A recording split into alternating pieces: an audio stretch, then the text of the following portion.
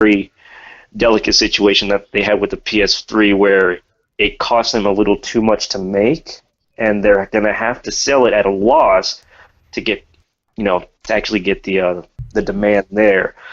I hope that's not the case because that's something I really want to enjoy. Because I see realistically a $350 price tag.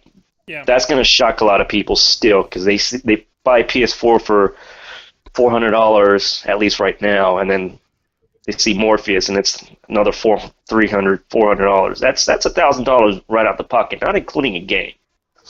Yeah, and and that's I think that's kind of the same price that the Oculus is looking to hit. I think that's the price of the developer kits right now. So, and if you're on multiple systems, that's going to be another thing too. And I know Microsoft had it was, what was it called? A Luma Room or something like that they were kind of... Yeah, where it used I think it plugged up to a projector and then actually projected an image outside of the actual TV screen. And I saw demos of it. It looked actually really cool, but... Yeah, and I mean, it looks cool, but I don't think that one's... I think that's further off than Oculus and Morpheus are right now. But, just because, if that's going to be a much tougher setup, in my opinion, because you're going to have to, like, if you move anything, that's going to mess everything up. But what I was going to say is, I have a projector running here, and I've got, like, a 130-inch screen or whatever, and I know my mother-in-law was saying she can't look at it very long because she gets, like, vertigo or something because it's so big. She would have to stand in, like, the very back of the room, so...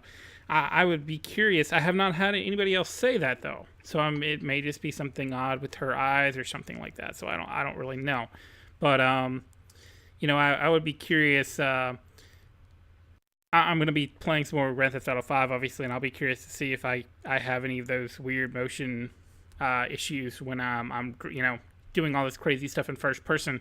Which when I was recording the video for last week, I didn't have any issues then. So. But I wasn't playing on the projector at that point. Yeah, I was playing on my monitor. I kind of had a similar issue. Like on my I wouldn't say I'm aging myself, but the very first-person shooter game that I played was actually GoldenEye. That was an experience because the first night, and I didn't even buy it, I rented it. So I was just furiously just playing it on and off all the time, skipping dinner, skipping bedtime, all of that. I was like 10 years old. And I was getting nauseous, and I still didn't want to put the game down, but it got to a point where I was like, I gotta stop. But that was my first actual console-based first-person shooter that I should say. I mean, I played Quake, I played the old versions of EverQuest when it was a thing. And it didn't really affect me. I mean, I'm sitting right there in front of a TV screen, so I don't know if that might be something to do with maybe a frame rate issue, but it's something that I definitely got used to. Yeah, and it could be. And it also just could be simply looking around in first person somewhat. Compared to a PC, it could be a bit different. But, yeah it's... I didn't really have issues like that. I do remember when I first got the N64, I definitely skipped some lunches those first few days. Played Mario. I think I had Super Mario 64 and Mortal Kombat. So, yeah. But yeah, I never really experienced that. So it's really hard for me to kind of understand that in some aspects because like I don't ever get motion sickness. I don't ever have that happen. So I guess I've just been less lucky in that aspect. Yeah, that's actually really interesting. I mean, I've never really had much of a problem with motion sickness, but GoldenEye, yes. Road trips, yes. Dear God, yes. That's why I don't ever do them anymore. I just take a plane ride and indulge in an alcoholic beverage of some sort and just pass out and wake up. Oh, I'm here. So, needless to say, you will not be playing any Call of Duty while going down the road, right? No, no. He's like, just contemplating that is making me sick. Yeah, same here. Good idea, because my car has Wi-Fi in it. I'm like, wait a minute, the lag, because it's connected Your to a car cell. has Wi-Fi? What? The lag. Rich people these days. Yes. Oh, you haven't seen those commercials now? Every new 2015 Chevy comes with 4G Wi-Fi in it. Yeah, a lot of the new cars are doing that. But yeah, I thought that's going to be interesting as more and more, cars start doing that, because you're going to have a Wi-Fi hotspot almost anywhere you go. So I'm going to be curious, how that keeps going, because that just seems to be becoming more and more common. So, Ryder, it looks like we'll be doing another 900 in the not too distant future.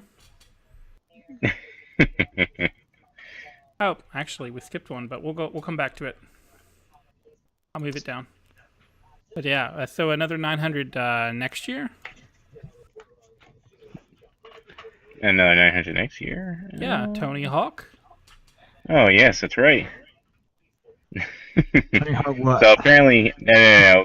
So apparently, Activision will be doing another Tony Hawk game with a tentative release date of next year, according to the legendary skateboarder Tony Hawk himself. A developer has not been announced since Neversoft is, of course, disbanded and merged with other Activision studios. So, what would you guys like to see in another Tony Hawk game? Good game. Is it too soon to have? Is it too soon to have another one? Jetpacks. Yeah, we could go that way. That would be definitely Especially interesting. saying that you milked the franchise to the bone. So, what do you guys want in another Tony Hawk game besides Jetpacks and jetpacks? dogs. Fish AI. First person mode. First person mode. What about Facebook integration and only so many runs a day? That would definitely make that game sell. But yeah, I actually think now's an okay time for it. I mean, they've gotten past the whole Tony Hawk. I think it was Air or something like that, where they had the. That was awful. Yeah. Oh my gosh! Everybody bashed on that game. It was very rough. It was so bad that they had to merge that peripheral into other games, and yeah. And then, of course, Wasn't that little skateboard thing that attached to the thumbsticks? Yes. No, not to the thumbsticks. You actually stood on it, if I recall. yeah, you stood on it. It was Yeah. kind of big. Oh God, I'm thinking about that surfing game. Holy crap! Oh man! I actually, admittedly, unfortunately, had that game, and that was the most awkward thing to use ever. Both of them actually, and that was an expensive peripheral. Yes, it was. Until of course the bottom dropped out on those things, and you probably could pick them up for nothing. But yeah, that was definitely a tough sell. I don't know what they were thinking at that point in time, but Yeah. But yeah, I actually think it's an okay time to bring it back. It's kind of the heat kind of around it has died off, so they can actually focus on if they can focus on giving us a good experience, then I'm totally fine with that. But they just can't keep on releasing Tony Hawk new game 2 and 3 and 4 and 5 and 6 and 7, because that's kind of what they did the first time. It seems to be something Activision likes to do. They like to release a game pretty much every year in franchises, and some games that just doesn't work. Or some people just can't take enough, like way too much of a good thing, I guess you could say. Yeah. Or Tony Hawk was being released every year, sometimes twice a year, and then same thing with their Guitar Hero. Yeah. Which they are also trying to bring back, as we said in a couple episodes ago. So I thought that was I Rock guess Band that was coming back. yeah, it was Rock Band. Sorry. So it's kind of weird seeing these old franchises that kind of died, and then they're trying to bring them back to life, like Tony Hawk. Yeah, well, I mean, that's like, that's like, to me, that's like the way Assassin's Creed is going right now. They've been releasing title after title after title, 2 titles this year. And, they haven't, I think the difference between the first and the second game was the biggest, because after that they've been kind of doing a yearly thing, and the differences seem to have become smaller and smaller in some cases. You've had some standouts like Assassin's Creed 4, and then you've had others like Assassin's Creed 3 and Unity to some extent. Some of the changes they made I actually like, but then you have problems with all the other stuff going on. So, but and then I look at Far Cry 4 and Far Cry 3, which are similar games, but they didn't release them year after a year apart, and they had kind of that random Far Cry Blood Dragon in there between them. So, and they added enough to make it interesting in 4. So I don't know, like it's kind of one of those deals where you have to. Companies want to, use that license, especially because they generally sign a timed contract, and so it's a tough call because you want to get out as many games as you can, but at the same time, you want to maximize your profits. And if you're just paying for a game that doesn't sell, then you're kind of out of luck.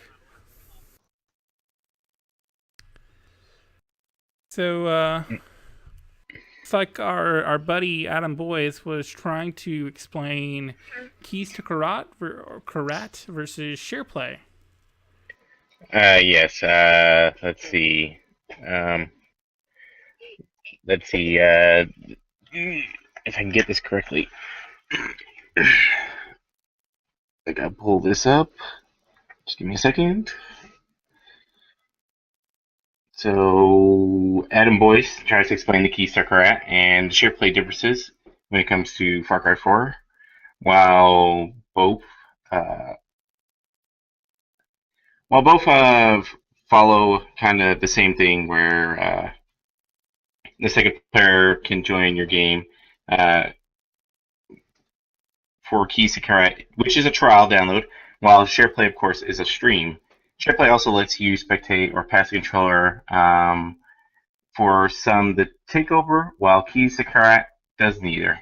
So time limits kind of differ as well, with Keys to Karat allowing only a 2-hour trial, while the SharePlay is about an hour per session, which you could restart multiple times. So how is Far Cry 4 to those here who have tried it, and has anyone experienced the Keys to Karat or SharePlay session with Far Cry 4? So, just to clarify one thing, you say both allow a second player to join the game. I'm guessing you're meaning just simply, SharePlay allows someone else to view the game or to take over the controller. You can't actually do co-op through SharePlay. Yes, that's correct. Okay. I didn't think so because it's online only, but yeah, I mean it's actually pretty good. I'm liking it so far. I was just talking about it there, and I don't know that they changed overly much from Far Cry 3, but they did give you the wingsuit a lot faster. I mean, I think Grace played it as well, and we both got the wingsuit very early.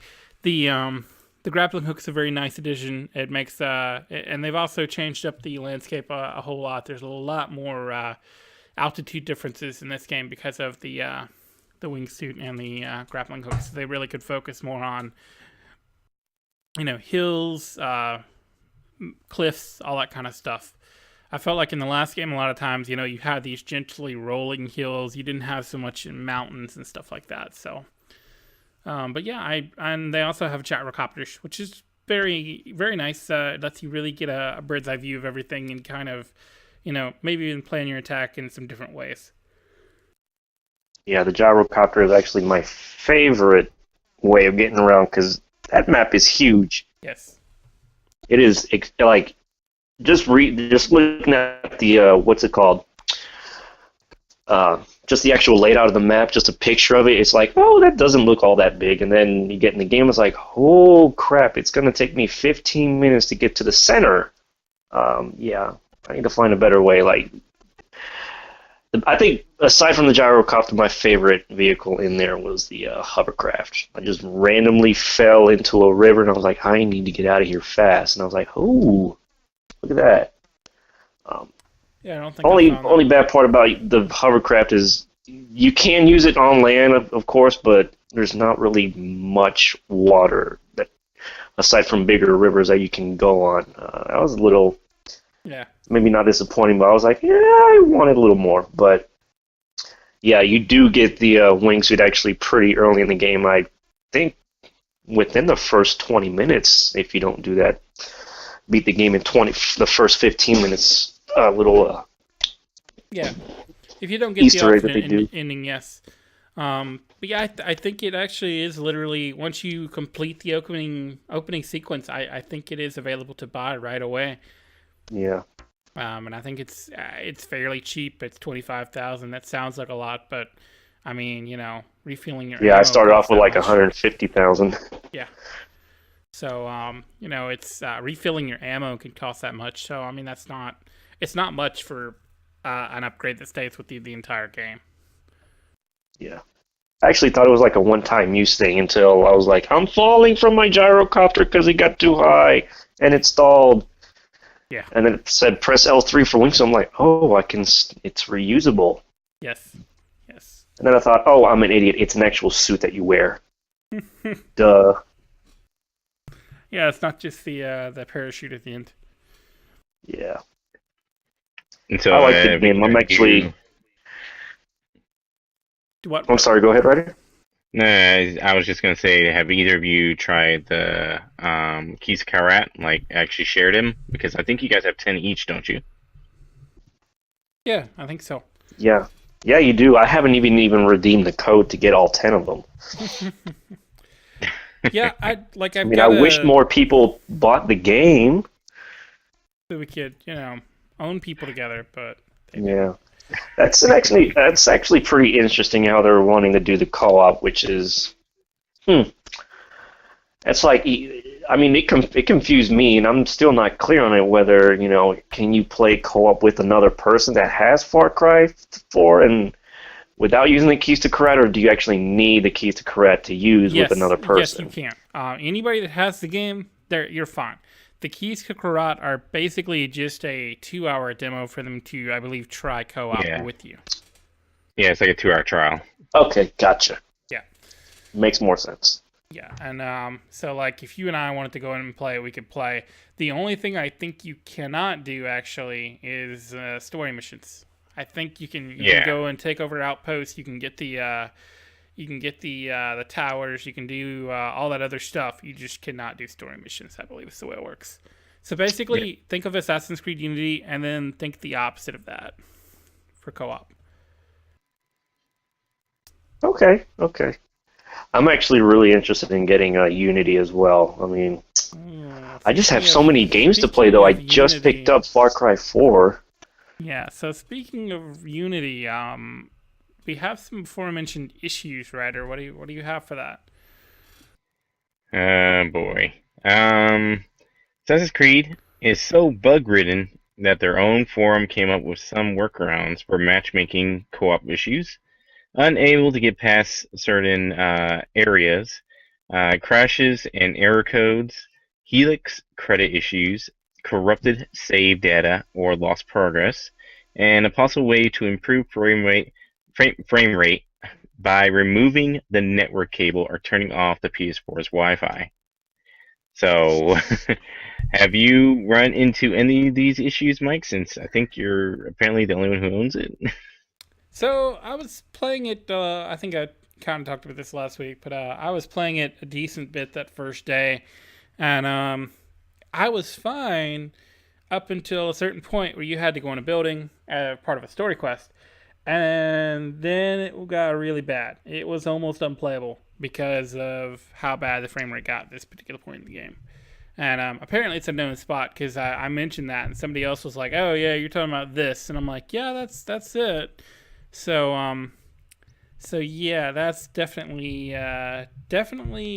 not something fun there. So, I'm thinking that's something to get fixed. I'm wondering if that's the part where they're talking about turning off Wi-Fi or something like that. I don't know what that would have to do with, the frame rate, but that would be interesting. Maybe Sony has the power of the cloud in secret. Maybe. They mentioned that disabling the internet actually stops having the game is constantly reading for an internet connection for some reason. And so, in order to have the co-op, whenever you do the co-op missions, you can instantly. They said they instantly, seamlessly have your co-op start. And so they said that when you kind of disable the internet, it actually disables that feature, so it's not reading anything anymore. Mm. Oh, so are you trying to say that's kind of like Drive Club? Is that what you're getting at?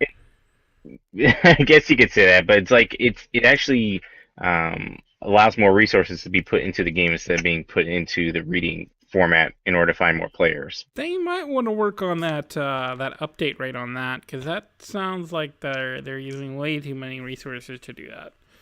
Yeah, Because it does. I mean, even when they said that, hey, it's not, it's not the CPU because it's doing what it's supposed to do. But I mean, Yep. you gotta kind of wonder, it's like, are you sure? Come on, Ubisoft, you know better. I mean, they make good games. Like, I mean, I remember playing the first Assassin's Creed when in PS3 release. I was amazed. I was like, this is an amazing game. The story was great. Assassin's Creed 2 came out, and that was good. And then you got the was it Brotherhood and Revelations? Those were good. But then you get Assassin's Creed 3, where it was like, where were they going with this? Then Black Flag, that was actually really good. yeah, I really I like that Black one. Flag.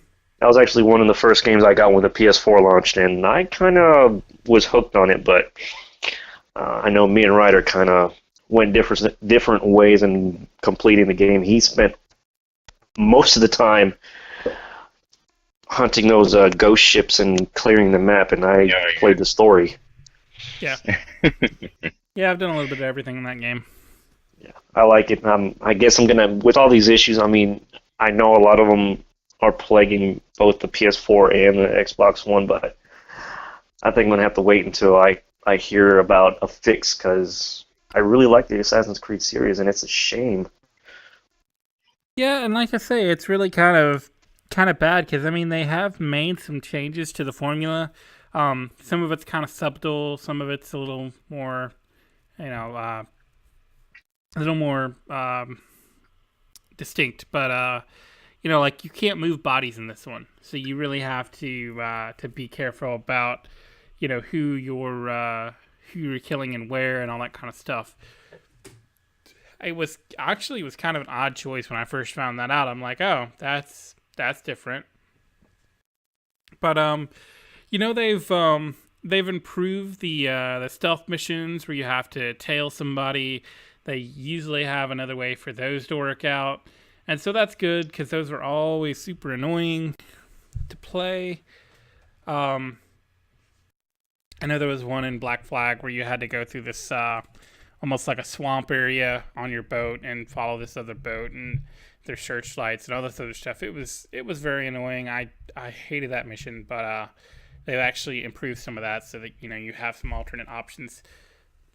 But yeah, the falling through the ground stuff and all that kind of stuff, I haven't actually seen any of that in my game, but I haven't got a chance to play it much as of late because of all the stuff happening this past week.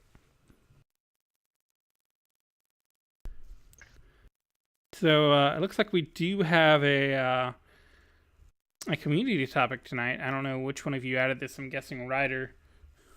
What do you have for that community topic, Ryder? All right. The community topic is our PlayStation community says, why do games now just come out broken? Online focus. Let's see. Online focus games, online features not working correctly, if at all, and pushed out unfinished games like patches will fix everything. So like kind of the examples were GTA 5 and Far Cry 4, even though it didn't have as many broken problems as what we just talked about earlier, where Assassin's Creed, they still had their issues. So a lot of people are wondering like why games like that are having, they're coming out and they're broken, or there's problems with them. So. What were the GTA 5 issues aside from online? It was pretty much that. It was Okay. like the online issues. And then for Far Cry 4, they said there is a couple bugs that you may or may not run into. I don't think you two have, but there is a live blog that talks about all the fixes they're going to have for the game.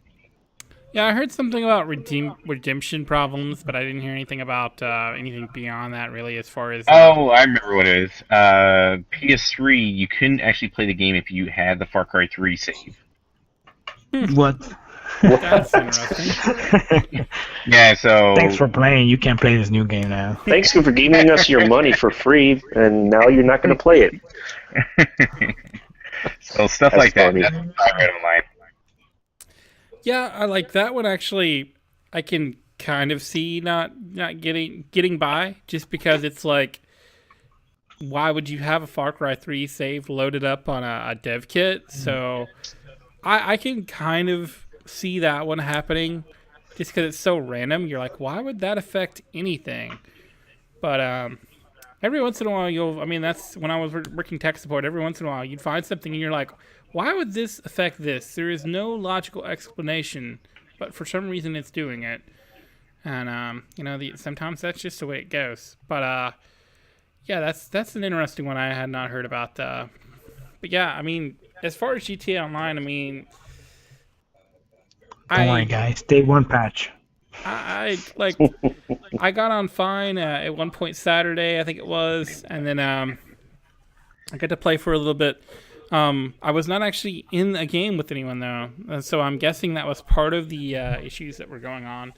But yeah, at least that's the issue that I was having when I picked it up last Thursday. I was trying to get online, and every lobby that I was put in, it was kicking people out. Like I see this guy left, all these guys left, and then I'm like, where is everybody? I want to play. And even trying to actually join or invite someone else, Glacius, we're always getting either disconnected from each other or we can't even connect to online at all. Absolutely. Yeah, it's unfortunate on that. They probably should have tried some beta test on that, honestly. I think that would have been better off.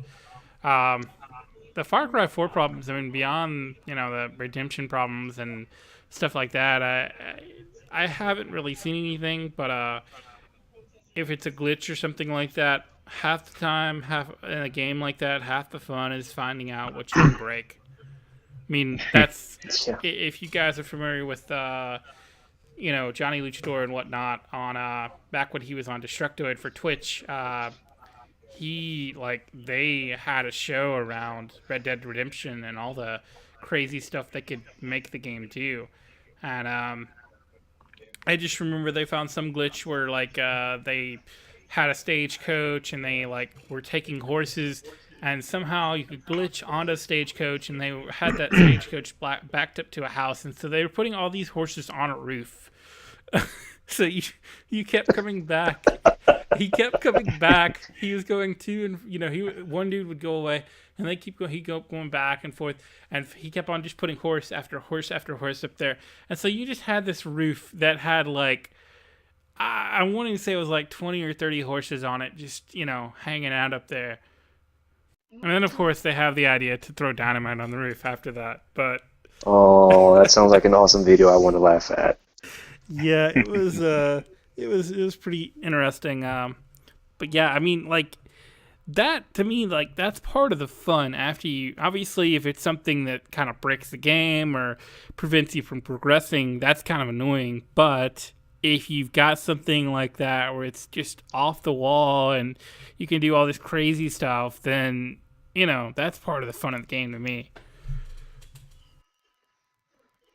Yeah, that's actually my favorite part, especially in Grand Theft Auto Online. There's some stuff that to do with co-op that you can do with your friends, but the best part about it is you can just do whatever you want in free roam, not really bother anybody. But if you want to troll somebody, hey, run them over with your car, but not really kill them and not make them stand up, and just keep doing it until they actually die. That's always fun. And then you get a bounty put on you, and then you die in 5 seconds. No, and then you just run to your hideout for the 3 in-game days. And one thing that was also recently brought up was Little Big Planet 3. While it is cross-platform, both sides are actually having certain game-breaking problems that are kind of odd because that game was being built for 3 years. So. And it had a beta. Yep. Yeah, and it did. So- And so it was that was kind of weird that they're having so many issues. I also heard it wasn't that Day one patch, amazing. people. So what? New one patch for everything. Oh yeah. Wow. Yeah. Not too bad Drive Club didn't get that until like a month later. And it's still, I mean, it works. The game, Drive Club, it works. Just because the online part isn't really working all that well doesn't mean the whole game is broken. I'm still waiting for Single Drive player Club. works. I mean, the only big issue that I have that I'm having with Drive Club, yes, I actually paid money for it. I'm not waiting for it for free because I like racing games a lot. Is the online matchmaking. Sometimes, actually, when I first got it, you could get in a lobby, get in a race, that's fine. When the game ended and tried to put you into the same lobby or new lobby for the next round, it automatically kicked you out. That was incredibly annoying. Yes. But actually, it looks like, I mean, it seems like it was server-side because there wasn't really much of a patch that it put out except for they added photo mode and a couple little smaller details, but it's been working fine for me lately. The other thing is challenges. That's just a part of the main screen that I can't select just because it's not working. I think actually, aren't they adding that tomorrow with their first DLC or the free DLC or whatever? Aren't they adding challenges? That was actually supposed to be out day one, but I guess there might be. I did read something where they were going to patch in the fix for it with the DLC that's coming. The first of the 2 free DLCs that they're coming out with. Oh, there's 2 of them. Okay, that's cool. Yes, this is going to be the first one. I don't know what the second one is. I believe the second one's going to be more, slightly more cars. I think it should include the weather effects. If not, it's going to be the first one coming. But I can't remember where I saw it. I believe it was their Facebook page where they did say that the first 2 DLC packs that were meant for the season pass holders, those are going to be free, and then later on they're going to add 2 additional DLC packs to make up for the season pass holders. Right. Yeah, I thought that was cool that they went ahead and said, "Hey, also we're going to add 2 more or whatever to the pack to the pass, so that the people that did buy the season pass aren't getting chipped out of content." Yeah. That's what really got me with like Battlefield Premium is you pre-ordered Battlefield 4 and you got China Rising. And then you bought Premium, and you got China Rising, and it's like, come on, guys. Yeah. Get it twice. And see, the bad part about China Rising is that no one plays it. Yeah, that's true. But that's a different story altogether. That's a sore subject for someone else. He really regrets it. But The thing about China Rising is that it's just not complete. It has like no destruction. It has nothing. Yeah, they made some odd choices in some of their packs this year. That's for sure. Like you can't even run over trees with a tank. Like come on, little Well, don't get me started on the railgun. Ugh. there's a railgun in the game. tank. Final stand. Yeah. Yeah. Don't get me started. That gun is just dumb. There's hover tanks too, just so you guys know. I'm actually pro hover tank. I just think the actual pickup weapon was kind of dumb. It's okay, to be honest.